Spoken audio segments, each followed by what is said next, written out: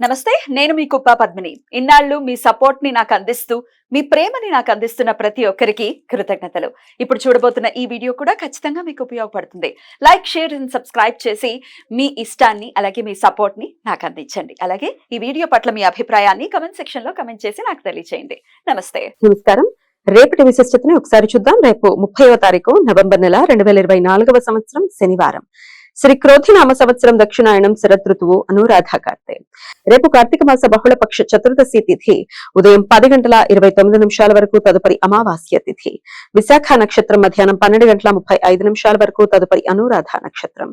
అతిగండ యోగం సాయంత్రం 4:45 వరకు, తదుపరి సుకర్మ యోగం.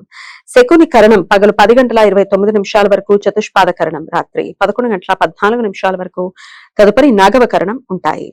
సూర్యుడు వృశ్చిక రాశి అనురాధ నక్షత్రంలో సంచరిస్తున్నాడు. చంద్రుడు వృశ్చిక రాశిలో సంచరిస్తాడు. నక్షత్ర వర్జం సాయంత్రం 4:53 నుండి 6:36 వరకు.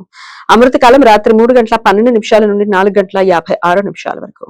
హైదరాబాద్ ప్రాంతం వారికి రేపు సూర్యోదయం ఉదయం 6:30 సూర్యాస్తమయం సాయంత్రం 5:40 చంద్రోదయం ఎల్లుండి ఉదయం 6:26 చంద్రాస్తమయం సాయంత్రం 4:51 అభిజిత్ ముహూర్తం పగలు 11:43 నుండి మధ్యాహ్నం 12:27 వరకు. దుర్ముహూర్తం ఉదయం 6:30 నుండి 7:59 వరకు. రాహుకాలం ఉదయం 9:17 నుండి 10:41 వరకు. గుళిక కాలం ఉదయం 6:30 నుండి 7:54 వరకు. యమగండం మధ్యాహ్నం 1:29 నుండి 2:53 వరకు. ప్రతి అమావాస్య రోజు పితృదేవతలకు శ్రాద్ధ కర్మలు ఆచరించడానికి అనుకూలం. అంతేకాకుండా కాలసర్ప దోష నివారణ పూజలు చేయించుకోవటానికి అనుకూలం.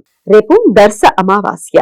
రాత్రిపూట చంద్ర దర్శనం పూర్తిగా జరగని అమావాస్యని దర్శ అమావాస్య అని పిలుస్తారు. రేపు అపరాహ్న కాలంలో అమావాస్య తిథి ఉన్నందువలన రేపు పితృదేవతలకు అమావాస్య తర్పణాలు ఇవ్వటానికి అనుకూలం.